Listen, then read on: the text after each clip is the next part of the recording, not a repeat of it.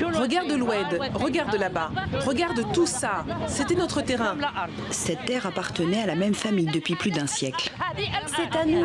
Partout, il y avait des arbres et des champs. Mais un matin, les deux sœurs de 84 et 86 ans ont vu débarquer un bulldozer prêt à raser leur maison.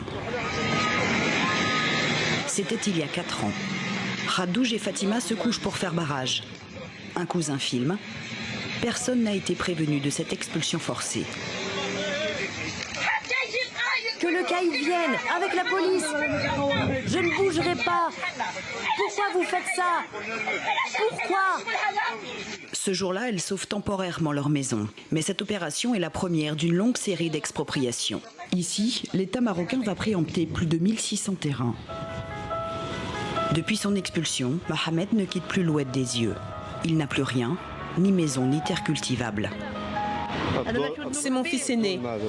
Ils l'ont détruit. Qui va lui rendre sa terre? Il est abandonné là, comme ça.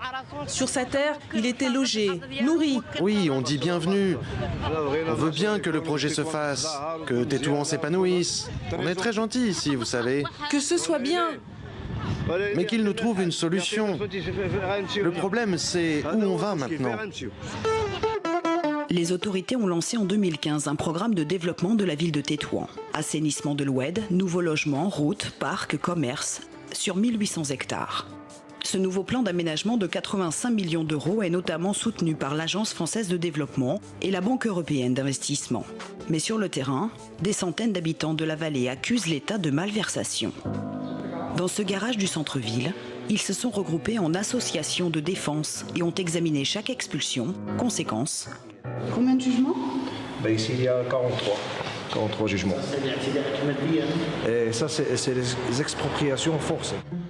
43 expropriations que le tribunal administratif de Rabat a jugées illégales.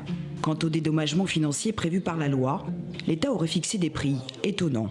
En ce qui concerne notre terrain qui se trouve sur la route nationale, il a été estimé à une valeur de 40 dirhams. Mais en réalité, ça coûte beaucoup plus. C'est à une moyenne de 1500 à 2000 dirhams par le mètre carré. Ces propriétaires accusent la commission publique, chargée d'estimer la valeur de leur terrain, d'avoir baissé leur prix de 30 à 40 fois pour faire chuter le coût global du projet.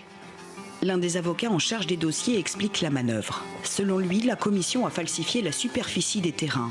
Exemple. Au lieu de mettre les 103 mètres carrés, ils ont ajouté un zéro pour que la valeur du mètre carré soit divisée en 10. D'accord? C'est de la fraude. Faite par la commission. Et ici, les 3 experts désignés par le tribunal administratif de Rabat pour voir la valeur réelle de ce terrain. Ça, c'est le prix proposé par les experts, 14 millions. Et celui-là, c'est le prix de la commission illégale. Soit moins de 4% de l'estimation des experts. Certains terrains ont même été évalués à 8 dirhams le mètre carré, moins de 80 centimes d'euros, moins cher qu'un kilo de fraises au marché. Quant au délai de paiement, il s'éternise. Ça veut dire qu'ils ne sont pas payés là? Non. Et ça va être très difficile. Même pour les 8 dirhams. Ces dossiers sont aujourd'hui gérés par une société publique, la Stavom. La Stavom a été créée en mars 2015, une société anonyme dont tous les principaux actionnaires sont des organismes d'État. Nous avons envoyé 2 mails à la Stavom et passé plusieurs appels pour obtenir une interview, sans résultat. Fatima continue d'arpenter tant qu'elle peut les chemins de son enfance. Elle ne cédera pas sans un jugement équitable, dit-elle, évaluant ses